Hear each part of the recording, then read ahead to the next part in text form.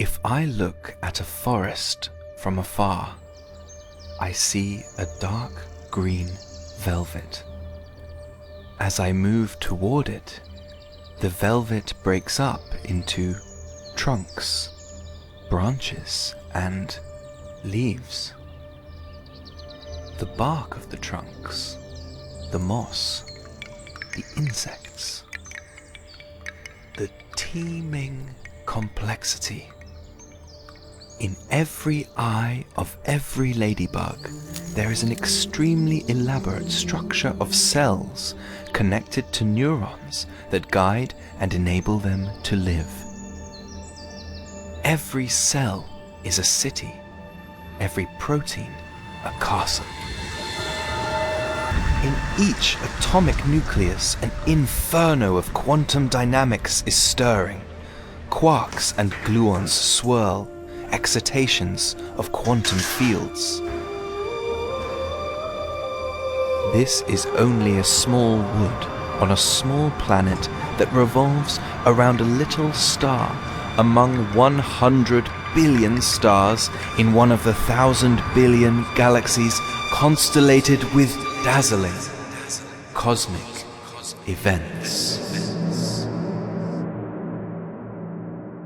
In every corner of the universe, we find vertiginous wells of layers of reality.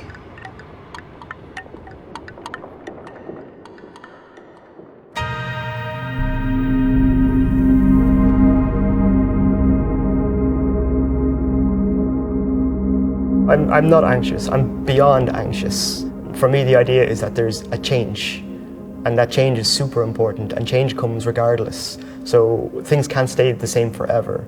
It's something we should be speaking about in a way that everyone is giving it the relevance that it requires. I feel like watching all of those really big events that you can't influence or relate to, like unfold, is pretty frustrating.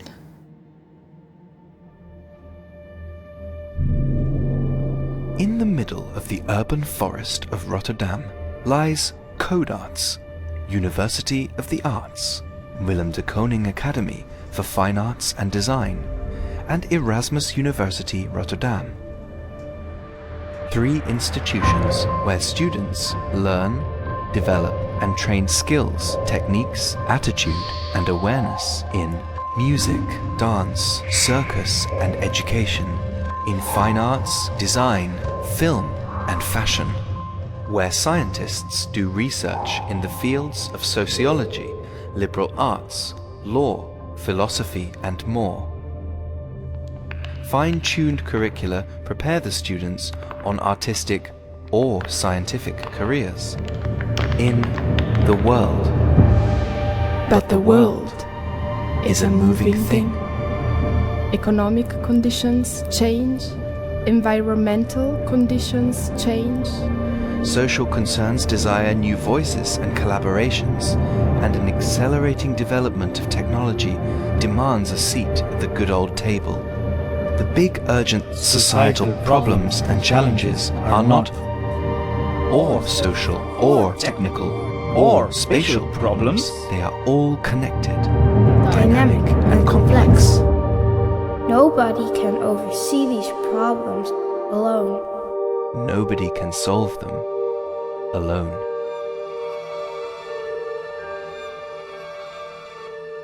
If we want to continue creating a world in which we want to live and in which we're able to live, we have to figure out how to relate differently to each other, to ourselves and to the planet. Putting things together, that's easy. Making a composition out of it, that's a skill. Creating new knowledge beyond the tensions of collaborations, that is the challenge. What if we see problems as concerns and education as taking care?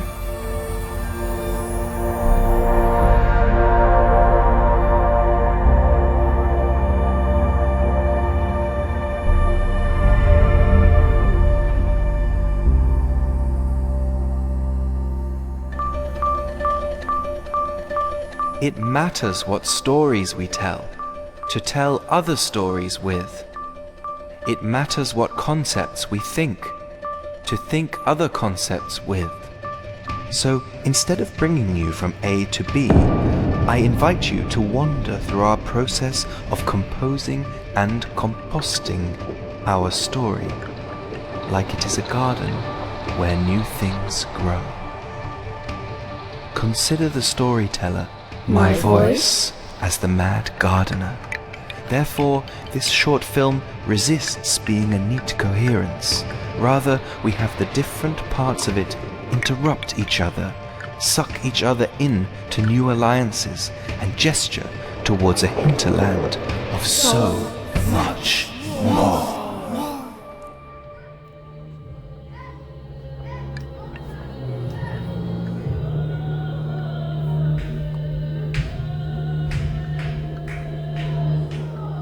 One of the reasons that Codarts is involved in RASL is for media embodiment. So I think when you look at the performing arts, whether it is in making music, circus, dancing, you're very much focused on your body. Maybe sometimes in an over-focus if you really want to become technically a brilliant dancer, but at least you know your body very well. And when you look more at universities, we totally neglect our body when we're producing knowledge. Of course, it's there and we have feelings as well. But I think bringing these two things together creates a very good tension for new knowledge.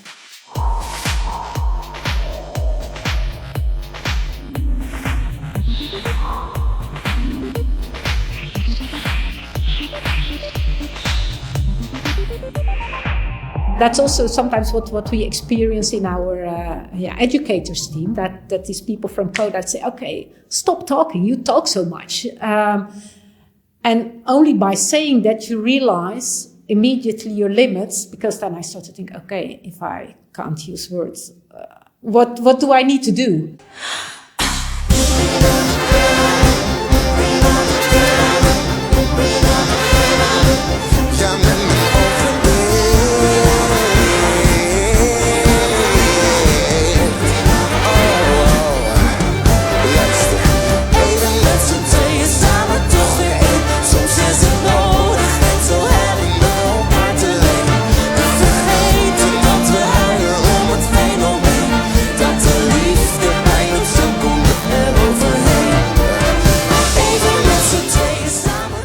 RASL starts with creating time to not only do a quick fix, but to really stay with the trouble, to really embrace the tension and together decide what is needed to work within this equality of knowledges.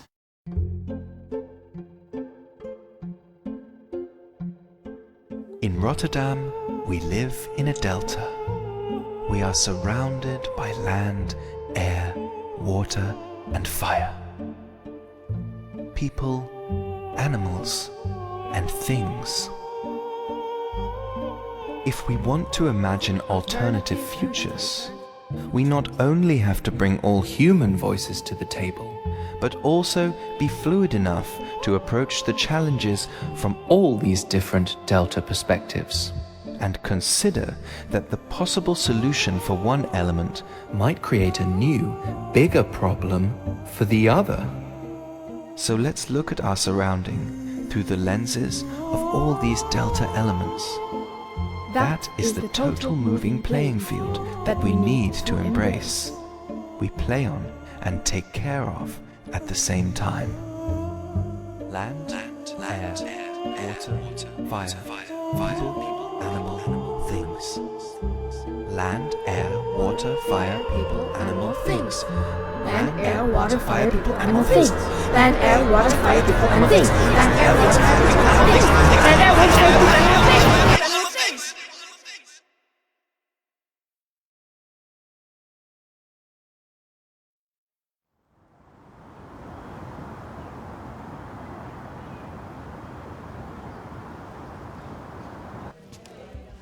Each summer, the 10-day RASL Summer Studio welcomes young artists, academics, scientists, designers and creative thinkers to engage with social partners, companies, research centers, specialists, or life experts in specific fields, open-minded municipality departments, pioneering individuals, or unstoppable grassroots movements.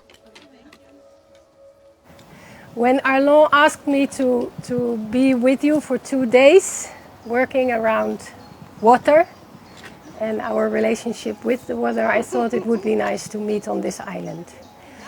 It's also interesting to already find out that, good morning,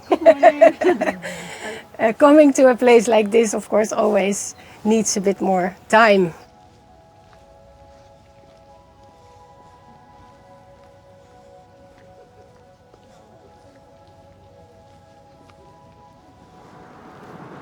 So as I said, I invite you today, this morning, on a dérivé. A dérivé is a wandering journey with the aim to get lost.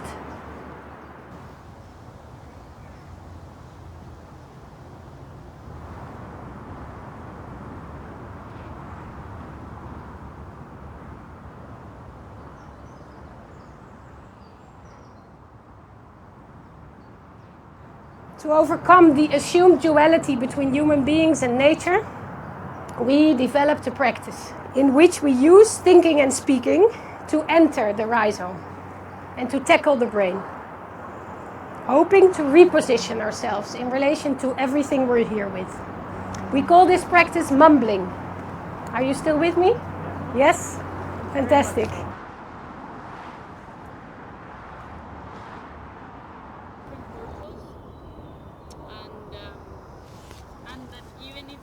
When I actually came to the summer studio, I was really happy with what it was about also.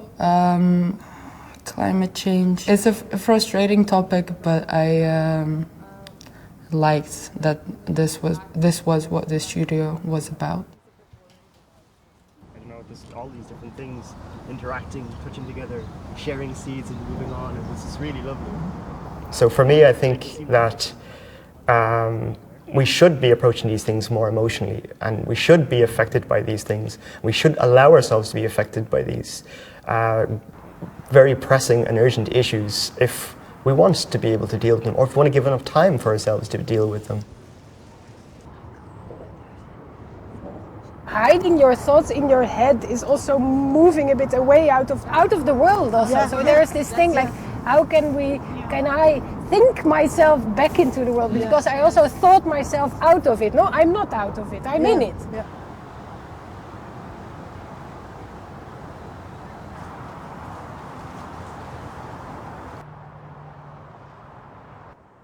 Sometimes when you're doing science and you have like a lot of papers and a lot of books, and then for me it's really important to be able to transmit this knowledge that we as engineers or scientists have in a more simplified way, so that like everyone, even a kid, can understand.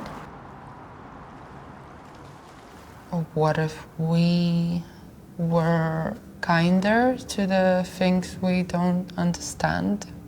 What if the world becomes a place where humankind cannot live anymore? And what if it's our fault? What if I didn't care at all?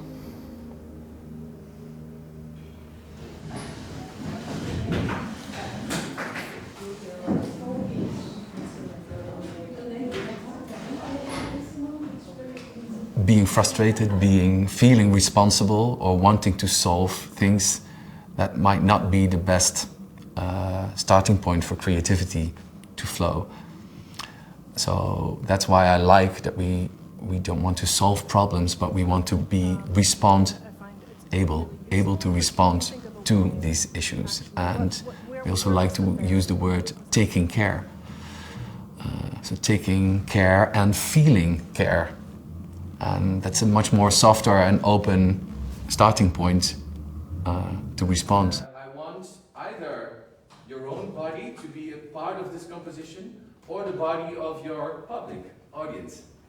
So we will then make a small tour and react on, just see how do we interact, how do we react on this composition Yeah, care for me is an important word, and it also represents, I think, what we're doing at RASL. And I contrast it with problems. Problems can be solved, and if something is solved, then it disappears. And that gives you the illusion that things can disappear. Even if you know that you won't solve the issue, it requires that you do something and not only reflect. And I think that's for me why care is such an important term. We have to understand and work with each other in different ways. And how to learn how to do this. So how to learn about, complexities, about issues, about concerns differently means that we have to not know things, right? We have to go back to how do we do something that we don't know how to do? And that means kind of embracing this idea of not knowing, of uncertainty, of experimentation, of trying things out. Very importantly, to embrace the idea of failure, because to try this out, things are not going to work out as we planned.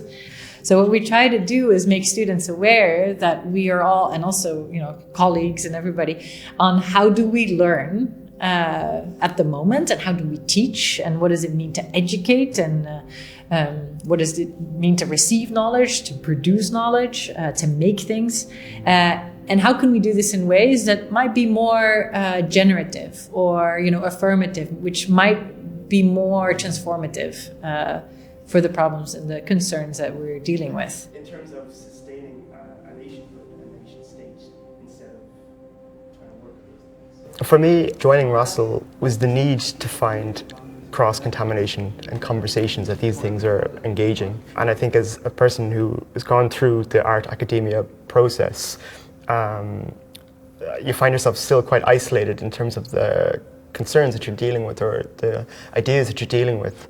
And there was something about the reach that something like RASL had that I got excited about. The fact that my area of practice and interests would be in dialogue with people who are also in a similar area of interest, but coming from a very different, maybe more rational, logical mind, if it's got to do with an engineer or an architect or someone from the social sciences maybe.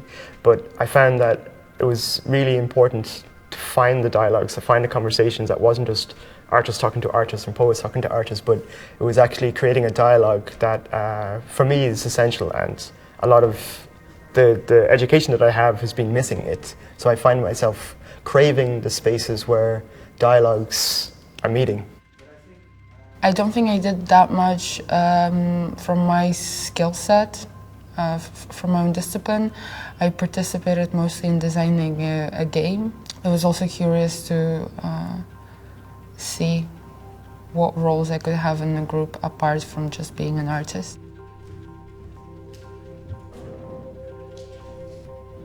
I feel that for any kind of problem to be solved or resolved or to be worked towards requires a lot of different minds. And a lot of different minds working together. We had two people whose specialty was more like music and musical theater. We had a person who was an engineer, a person who was a psychologist and a storyteller. It was interesting to see, because of that background, what people suggested. Artists and singers and actresses and illustrators, graphical illustrators. So of course their way to express and kind of communicate is very different than mine. For example, one of my colleagues said, actually I'm more driven by sounds than I am by images. And then how can we use sounds to send a message without speaking in a way? And things like this, right? Like these are not tangible things, for me at least, but things that at the end, when you use it to communicate science in this case, it has a really big impact.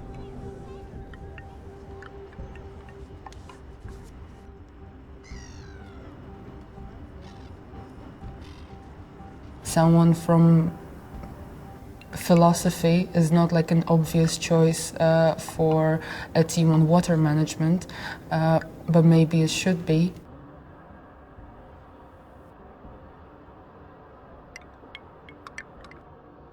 When I think of the social partners, they're very utopian, very safe, aesthetically pleasing fixes, plasters, I'll say. Don't suffice if they're trying to regard an urgency, or to communicate something that is very pressing and will affect the livelihoods of their own people. So, in terms of anxiety, I'm sure people are anxious, but I think that for people who pay a lot of attention to this stuff, it's frustrating more so than anything else. I would say that they're just really focused on their area of expertise, and I'm more used to looking at things in relation to one another. So when they talk about urban water management, I cannot have this conversation without also talking about housing crisis.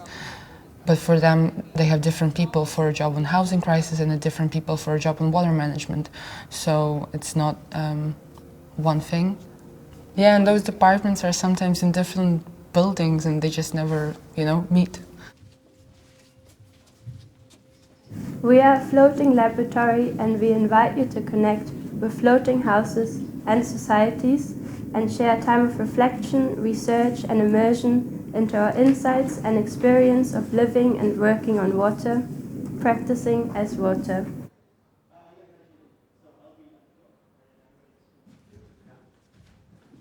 I think what we saw last few days was that when you bring people from all different dimensions together, you really get some sort of magic.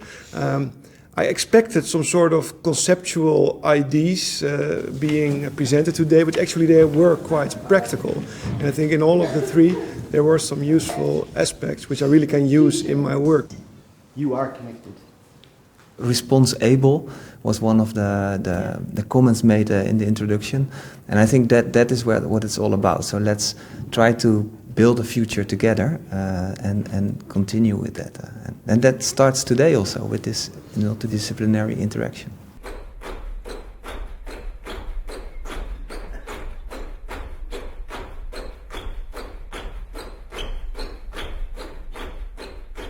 Trouble is an interesting word. It derives from a 13th century French verb meaning to stir up, to make cloudy, to disturb. We, all of us on Terra, Earth, live in disturbing times, mixed up times, troubling and turbid times. The task is to become capable with each other in all of our bumptious kinds of response. Our task is to make trouble, to stir up potent response to devastating events, as well as to settle troubled waters and rebuild quiet places.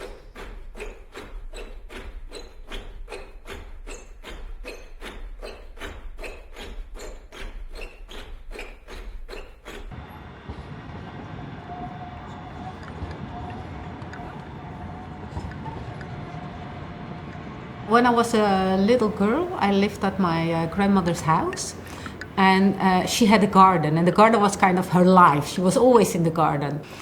And one of the many things she did there was that she made compost.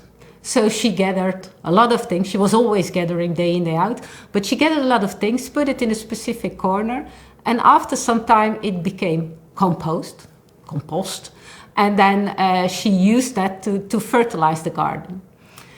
And let new things grow.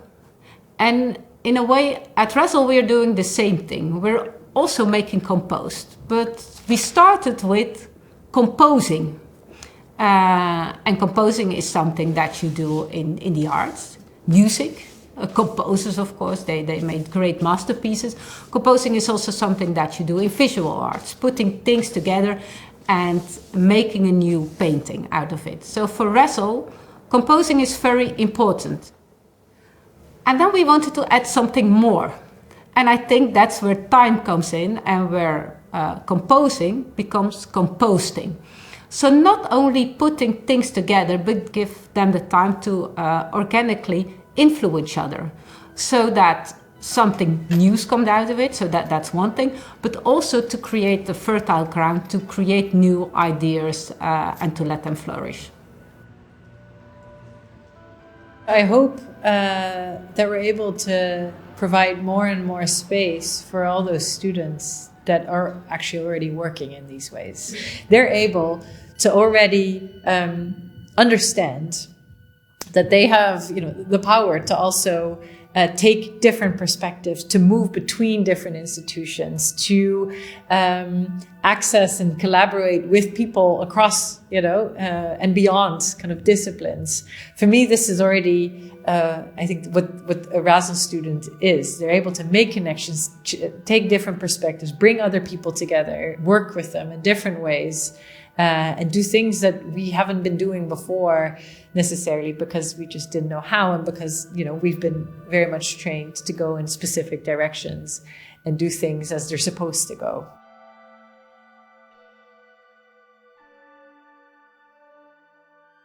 In our Western society, light is dominant. Light is associated with goodness, growth and progress, whereas darkness is associated with evil, stagnation and lack of knowledge. This binary narrative diminishes and banishes darkness from our surroundings. Seeing darkness just as the opposite of light nullifies its importance and connections in our world.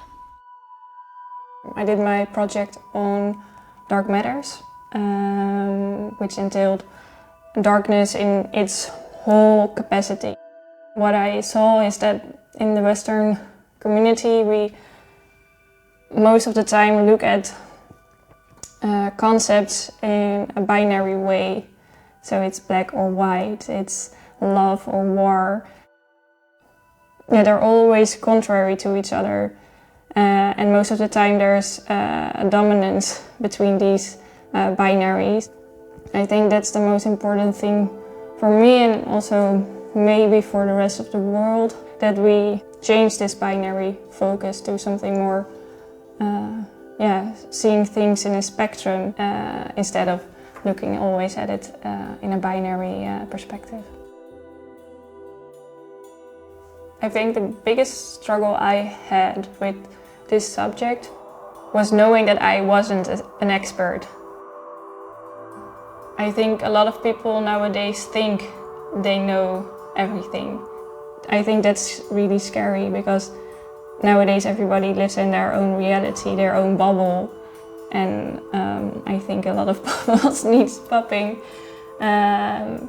because living in all those separate bubbles and all those separate realities, we don't connect with each other, and I think that's really scary, that we don't really listen anymore to each other, and also by not really listening and also respecting each other, we're just drifting apart.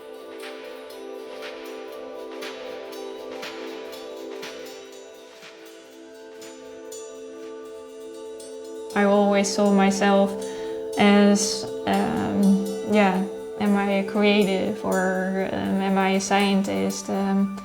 Who am I? Because when I was studying at the university, I was always seen as the creative. But when I started at the art academy, I always was seen as a scientist. And something that I really personally took from RASL was that I finally got to understanding with myself. Getting to know my own way of working and understanding what my strengths and weaknesses are, I finally came to understanding that I can call myself scientifically creative. So it really showed me that I'm capable of choosing who I want to be, no matter what social environment I'm in.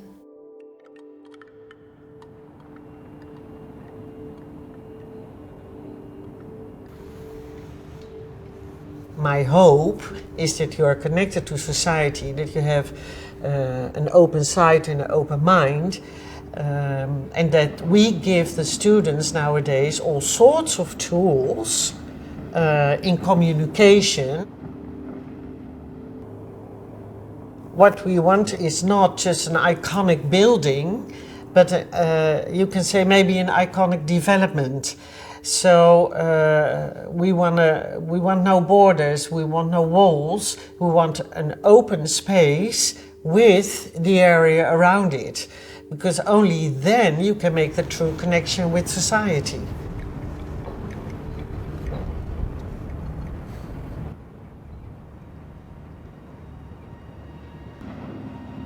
What does the water feel like to the fishes? Like the fur of a chinchilla. Like the cleanest tooth. Like feathers are to other feathers, they say. Like powder touching ash. But it's not always like fur and ash and the cleanest tooth. At night, they say, the water can be different. It can be like the tongue of a cat. When it's very cold, the water can be like cracked glass, or like honey, or like forgiveness. But what does the air feel like to you? The fishes ask us in return. And we don't know. We think of air and we think of wind, but that's another thing. Wind is air in action, air on the move, and the fishes know this. Think, they say, and we think, and we guess like it feels like hair.